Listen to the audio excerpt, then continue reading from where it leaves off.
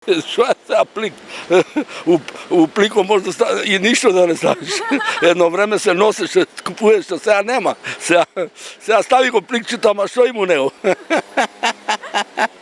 Младоженците прават свадба, ма за еден месец, два. Прават свадба да соберат пари и после се разведат. И па тие треба да штедат. Ако не штедиш, тие 7.000 евра сигурно нема свадба кошта.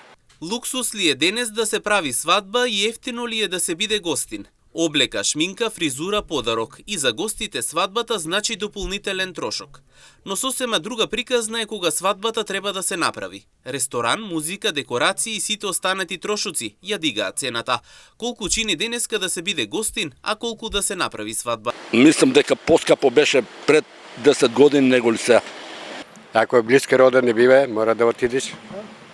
Затоа се живее 50 евра колку. Најмалку. Зависи каква е родата. Има роди и пријатели, и роднини, и браќа, и сестри. Па не знам, украсувањето се скапи, ама... Не е скапо. Како што ми иделе на моите деца на свадба, така и јас. Не е скапо. Колку имаш могуćност, толку ќе даеш. Нели? Додека едни велат дека не е толку скапо да се направи свадба и дека тоа е голема радост, посебно кога се собрани сите најблиски.